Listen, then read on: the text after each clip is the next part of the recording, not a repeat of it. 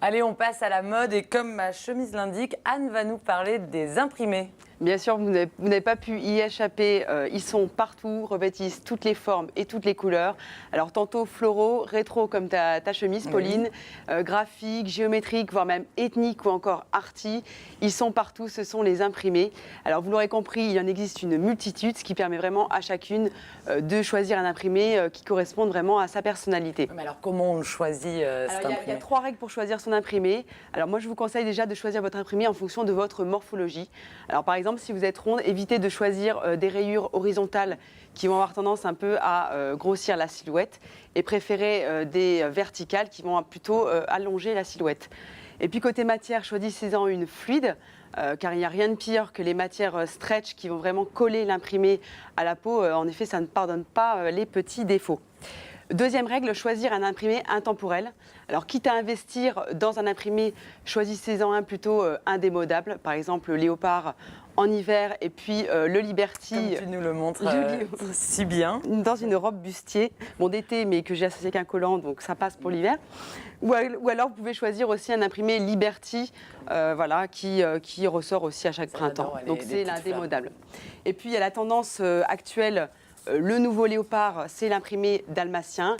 Alors c'est vrai qu'il est moins sauvage que le léopard. Et puis si vous cédez à la tendance Cruella d'enfer, moi je vous conseille quand même d'opter pour une petite pièce pour ne pas ruiner votre budget, parce que pas sûr que cette mode vraiment soit pérenne. Alors comment on associe un petit peu ces imprimés Voilà. La troisième règle, c'est vraiment l'imprimé, on l'associe qu'avec de l'uni. Alors c'est vrai qu'il y a eu une tendance dernièrement au mix des imprimés chez les starlets, chez les people. Mais moi, je vous conseille de ne pas tomber dans cet écueil, car on n'est pas des on n'est pas des starlets. Hein. Donc on opte pour la sobriété, en portant par exemple un top Liberty avec un jean pour le jour, et puis par exemple un cuir et un top léopard pour le soir. Alors il est arrivé comment cet imprimé léopard? Parce qu'on le voit partout. Hein. C'est vraiment on le voit partout. La tendance. Vous n'avez vraiment pas pu échapper à cette tendance bestiale. Pour la petite histoire, il n'est pas si récent que ça, puisqu'il date de 1925. Il est apparu avec le couturier Paul Poiret, puis à la fin des années 40 avec Yves Saint Laurent, mais sans vraiment rencontrer de succès. Il va vraiment devenir populaire dans les années 60 et aura un côté plus chic quand il sera porté par des stars comme Brigitte Bardot, Audrey Hepburn ou encore Marilyn Monroe. Une autre icône de mode plus récente, celle-ci, à être fan de cet imprimé, c'est la sulfureuse Kate Moss. Ah mais alors elle a toujours tout en fait. Hein, dans toutes tes chroniques, elle a le truc qui va bien. Elle est de vraiment trop énervante cette Kate.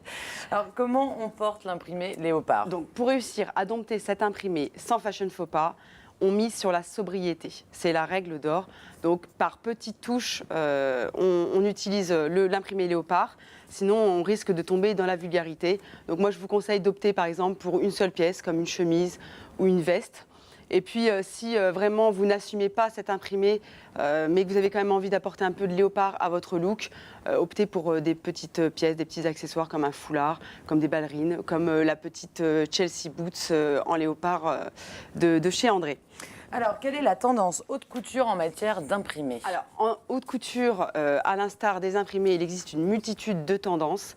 Alors moi, je voulais juste faire un petit fashion focus sur la créatrice de mode belgeo-américaine Diane von Furstenberg. Bon, DVF, si vous n'avez pas envie de prononcer voilà, ce nom un peu à rallonge. Alors, elle est surtout connue pour avoir révolutionné le monde de la mode avec sa fameuse robe portefeuille dans les années 70. Mais elle est aussi la reine de l'imprimé, un imprimé un peu psychédélique, graphique, aux couleurs ultra flashy. Alors c'est pas étonnant lorsque l'on sait qu'elle était la muse, mais aussi l'amie du pape de la pop culture, Andy Warhol.